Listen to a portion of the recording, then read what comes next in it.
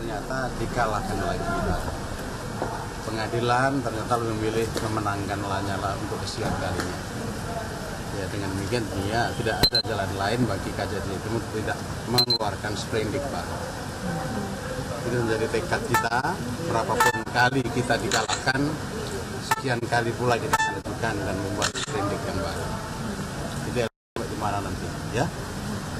Karena KJT Timur merasa semua sudah dimiliki di awal yang diperlukan untuk menjadi perkara ini.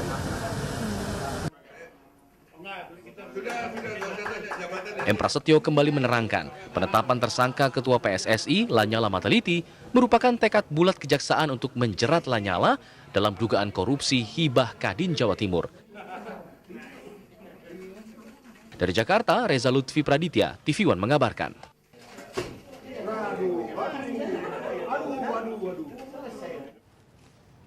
Kejaksaan Tinggi Jawa Timur terus mengeluarkan surat perintah penyidikan atas tersangka Lanyala Mataliti. Meskipun sudah 3 kali penetapan tersangka Lanyala digugurkan oleh pengadilan, apakah langkah hukum Kejati Jawa Timur sudah berlandaskan hukum yang berlaku atau hanya akal-akalan untuk bisa menjerat sang tersangka? Kita akan membahasnya bersama kuasa hukum Lanyala Mataliti, ada Pak Togar Manahan Nagor. Selamat petang, Pak Togar. Togar Manahan Nagor, Pak Togar. Ya. Kalau kita lihat ini kan sudah 3 kali ya, para peradilan. Anda selaku kuasa hukum, ini pengacara. Apa yang Anda lihat sih dari semua kasus klien Anda ini? Bukan 3 kali, sprindik keluarkan, nanti pra peradilan lagi. Mau seperti apa yang Kalau di klien saya, saudara Nyala nggak ada masalah. Yang jadi masalah itu adalah di kejaksaan. Kenapa kejaksaan tidak taat kepada hukum? Jaksa itu kan harus tahu, negara ini sudah jelas-jelas negara hukum. Tata hukumnya juga dikasih tahu seperti apa fungsi kejaksaan, apa fungsi pengadilan, apa fungsi pengacara, apa fungsi yang lain-lain. Dari semua melaksanakan fungsinya itu, pencari keadilan adalah tempatnya di pengadilan. Oleh karena itu putusan pengadilan adalah hukum. Nah, putusan pengadilan sudah menyatakan saudara Lanyala tidak sah jadi tersangka. Bahkan di pra peradilan yang sebelumnya dikatakan menyidik kasus nada hibah dan IPO dan termasuk TPPO-nya tidak sah. Itu putusan pengadilan, putusan hukum. Nah, kalau pra peradilan kemarin kita tidak bicara substansi. Kenapa institusi hukum, misalnya kejaksaan, tidak bisa taat kepada putusan pra peradilan? Itu yang pertanyaan besar. Nah, yang saya lihat lagi di media tadi Pak Kejaksaan Agung mengatakan akan dukung untuk mengeluarkan sprindik. Nah, itu apa tanggapan dari Pak Nyala sendiri dengan apa yang dikatakan oleh... Sebetulnya bukan Pak Nyala toh yang bertanya soal ini. Semua warga negara, termasuk semua lawyer nanya. Peradi pasti nanya. Persatuan Advokat Indonesia pasti nanya. Apakah memang sudah seperti ini kita di Indonesia? Tidak dihargai lagi putusan pengadilan. Saya sebagai lawyer, putusan saya, apa yang saya mohonkan dikabulkan. Dan termohon kejaksaan dikatakan untuk menyetop itu. Tapi tetap dia itu kan sama dengan tidak menghormati profesi kami juga dong. Nah, harusnya kejaksaan itu melihat. Tapi meskipun secara hukum landasannya itu bisa dilakukan oleh Kejaksaan Agung kan, mengeluarkan sprindik baru terus. Bisa. Bisa saja, tapi kan ada perintah. Kan sudah di putusan peradilan itu jelas dikatakan. Yang tanggal 7 Maret. Jelas-jelas dikatakan. Penyidikan terhadap dana hibah, termasuk pembelian IPO, termasuk TPPU, tidak sah untuk disidik. Alasannya ada. Itu putusan pengadilannya, betul. Ya. Putusan pra peradilan. Ya, pra peradilannya. Karena kenapa? Waktu pra peradilan tanggal 7 itu semua berkas substansi perkara yang kasusnya Diar sama Nelson itu kita berikan barang bukti. Nah, mereka ini tersangka berdasarkan sprindik 31 Januari 2015. Tuntutan dari sprindik 31 Januari 2015 itu telah terpenuhi semua. Yang dikatakan dana hibah ini dicurigai ada kayak sudah ada tersangkanya semua di situ, sudah selesai, betul. Bentuk dari kerugian negara dari lengkap jelas di situ, Pak. Sudah jelas jumlahnya. Dan sudah dikembalikan ke negara berdasarkan putusan pengadilan. Lalu di mana lagi hukumnya membuka kasus ini? Iya, enggak, makanya itu disebut telah komplit permintaan dari Sprindik itu, tuntutan hukum Sprindik 31 Januari 2005 itu telah komplit, udah utuh semua. Nah, kenapa lagi orang lain dibawa-bawa lagi? Ada apa ini? Kalau dari sisi hukum, kacamata hukumnya apa? Kalau saya sih nggak melihatnya lain, tapi memang di Indonesia ini sekarang, khususnya sekarang ini agak ada gejala-gejala melecehkan hukum, melecehkan putusan pengadilan. Misalnya bisa kita lihatlah kasus PSSI. Dengan gaya bertutur bahasa yang sopan, itu namanya menteri itu seolah-olah ini dicabut gara-gara putusan Mahkamah Agung. Padahal karena dia ditekan oleh FIFA. Ya kan? Jadi bukan karena penghormatannya kepada hukum, karena takutnya lihat lain. Kita lihat juga misalnya peristiwa hukum yang dilapis dengan bahasa yang atau performa seolah-olah nggak ada apa-apa, tapi di mata orang juga pasti melihat misalnya pemerkosaan putusan pengadilan tentang Golkar. Sekarang juga dengan P3. Oke. Nah, maksud saya ini kan artinya gini, di Indonesia ini sekarang ada gejala lebih mengutamakan politik atau mengutamakan kekuasaan. Itu ada gejala itu. Sekarang balik lagi nih, akan yang dihadapi klien Anda, pertanyaannya adalah nih dijawabnya nanti. Kalau sudah di pra-peradilan kemarin yang pertama, kedua, dan yang ketiga, kenapa sampai sekarang klien Anda itu sudah tidak muncul? Ya, tidak hadir di tanah air. Nanti kita akan tunggu jawabannya usai jeda pariwara berikut ini.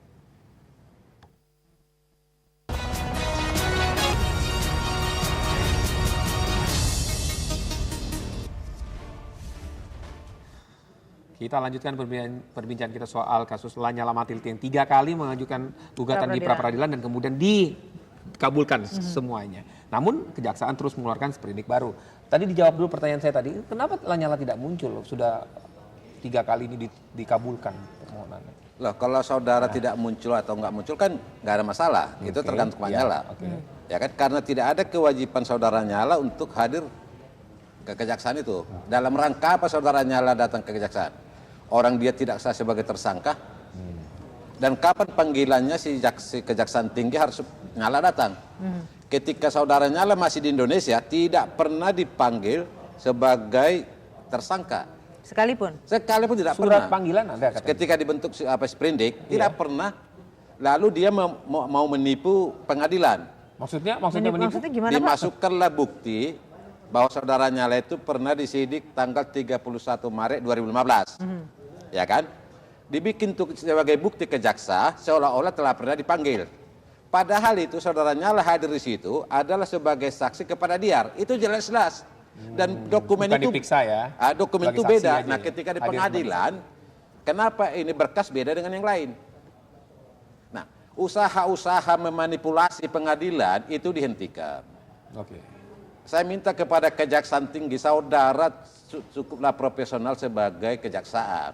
Hormati pengadilan, kami sebagai advokat menghormati pengadilan supaya hukum ditaati oleh masyarakat. Oke, baik Pak Togar. Selain ini kami juga sudah terhubung dengan Kepala Seksi Penyidikan ya. Ya. Ada Pak Dandeni. Dandeni. Selamat malam Pak Dandeni. Selamat malam. Ya Pak Dandeni, menanggapi apa yang sudah disampaikan dari kuasa hukum Lanyala tadi mengenai soal bagaimana sejauh ini memang apa dasarnya lagi dikeluarkan sprindik sementara ini sudah ada tersangkanya, uang sudah dikembalikan, Pak? Ya, pertama tentunya kita temukan alat-alat bukti baru dalam proses dari semula masalah Diar sama Nelson itu sampai kemudian yang pertama sprindik itu diterbitkan, yang sprindik yang tadi disebutkan di tanggal 7 Maret kalau nggak salah, oleh penasihat hukum gitu loh. Jadi memang di situ kita temukan banyak-banyak bukti baru yang mendukung keterlibatan dari tersangka Lanyala Mataliti ini sehingga kemudian kita usut kembali terhadap penyalahgunaan dana hibah di Kadin Provinsi Jawa Timur tersebut. Usut kembalinya kenapa Pak? Diusut kembali? Ya karena ada bukti-bukti baru, alat-alat bukti baru yang menunjukkan keterlibatan tersangka di dalam penyalahgunaan dana hibah tersebut. Nah, bagaimana dengan putusan pra-peradilan Pak? Sudah 3 kali diajukan oleh tersangka, kemudian dikabulkan Pak permohonannya itu Pak di pra-peradilan 3 kali Pak. Iya. Jadi perlu kami garis bawahi bahwa kata-kata tidak menghormati atau bahkan melecehkan itu kita harus kaji bersama juga, karena di dalam semua amar putusan itu sudah kita laksanakan. Amar putusan itu hanya menyebutkan bahwa sprindik dibatalkan atau penetapan tersangka dibatalkan. Sprindik yang sudah kita gunakan kemarin itu sudah kita batalkan juga. Penetapan tersangka yang dibilang dibatalkan kita batalkan juga. Gitu. Jadi semua putusan, amar putusan di dalam itu sudah kita laksanakan. Berarti sudah semua dilaksanakan ya Pak ya? Sudah dilaksanakan oleh kami. Tapi kemudian kalau kita terbitkan sprindik baru itu kan sudah kewenangan penyidik. Itu di dalam yang tadi disebutkan oleh pihak penasihat hukum itu semuanya di dalam pertimbangan. Bahwa ini tidak bisa disidik lagi dengan alasan ini nebis ini idem, tidak ada lagi kerugian negara. Itulah yang harus kami luruskan dan bahkan menjadi tekad kami untuk ini kita luruskan dengan menerbitkan sprindik baru supaya tidak menjadi presiden buruk ke depannya. Tapi bukankah, ya Pak, mohon maaf saya potong. Bukankah ini menjadi presiden juga Pak ketika sudah 3 kali pengadilan mengabulkan permohonan Pak? Supaya dilihat alasan dan pertimbangannya apa. Menurut dari para peradilan tersebut. Yang pertama nebis idem. Nebis padahal waktu itu tidak tersangkanya belum kita tetapkan sama sekali. Jadi itu sudah di luar hukum yang ada dan ketentuan hukum yang ada. Nebis idem itu sudah jelas diatur di pasal 76 ayat 1 KUHP. Seseorang tidak boleh pidana 2 kali dalam perkara yang sama. Ini seseorangnya belum bisa tetapkan. Kemudian dikalahkan. Itu suatu yang tidak masuk akal. Kemudian yang kedua, tersangkanya jelas beda. Kan bukan Nelson untuk tidak pidana korupsi ini, tapi Lanyala kan berbeda. Ini kan tidak merupakan terus ini. Terus yang kedua itu dibilang tidak bahwa hukum tidak kerugian negara itu semua menjadi pokok perkara yang seharusnya tidak di peradilan itu kan. Masih ada hak negara menjadi tanggung tersangka. Baik. Dan kembalikan pasal undang-undang tindak pidana korupsi menyebutkan bahwa itu tidak menghapus tindak pidana. Itu pula yang harus disadari. Baik. Jadi ada perbedaan Pak ya.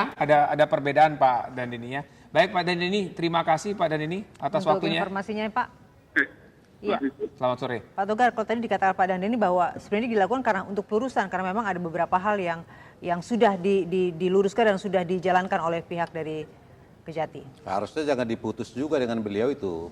Saya mau ngomong terus terang. Jangan kebiasaan itu Kejaksaan Tinggi Surabaya, Jawa Timur, di media berbicara terlalu membuat provokatif. Harus diyakini pemeriksaan suatu berkas dan kebenaran adalah di pengadilan. Di situ ada bukti. Kalau dia ngomong diperiksa benar nggak? Ada berkasnya, ada ininya. Pak, menjawab yang soal tadi ini berbeda. Tidak pernah kita tetapkan tersangka dalam kasus ini. Jadi artinya, tidak pernah tersangka. Ya di dalam kasus itu, dalam kasus Dior itu belum ada tersangka waktu itu. Betul. Ini ada kasus dana hibah dari Pemprov Jawa Timur kepada Kadin. Itu kan objek sengketanya. Betul. Ya. Nah, itu dituduh bahwa saudara Dior dan Nelson menyalahgunakan wewenang. Berapa kerugiannya? Telah dihitung BPK. Betul. BKP ya mungkin ya. BKP, Nah dihitung. Lalu telah dikembalikan. Semua proses uang selama itu dikembalikan. Kapan ada dana hibah dan kapan dikembalikan kepada dia terbukti di pengadilan. Itu dikembalikan November. Betul. Nah, lalu apa lagi yang disidik lagi? Apalagi itu tadi dijawab ada bukti baru. Bukti baru dimaksud sama dia. Makanya siapa tadi namanya itu? Pak Dandini. Jangan diputus. Aku udah lihat kok bukti yang disampaikan sama dia di pengadilan kemarin. Itu bukti apa? Misalnya contohnya gini, telah terbukti bahwa ada pembuka rekening di Jatim. Itu kan ada bukti besar. Ada di pengadilan terus saksi. Yang dibawa sama dia bukti baru itu adalah bahwa si A menelepon Bank Jatim untuk membuka rekening. Bahwa itu bukti-buktinya itu. Itu bukti dan itu sudah Anda ajukan ke itu kan nggak perlu. Tidak ya? Itu nggak perlu kan? Kan kita cuma kalau pra-peradilan kemarin kan cuma nggak berbicara itu lagi. Tidak dalam konteks itu ya. Tapi kita lihat dia berusaha membuat bukti. Pertama, dibilang apa dia di summary kesimpulannya itu ya. Kesimpulannya itu dia di balik bukti itu. Karena kami telah periksa Nyala tanggal 31 Maret itu. Dikasih itu ke Pak Hakim, dia mau nipu Hakim nih. Saya katakan saudara mau nipu Hakim. Saya bilang ke Hakim, Pak Hakim coba diperiksa ini.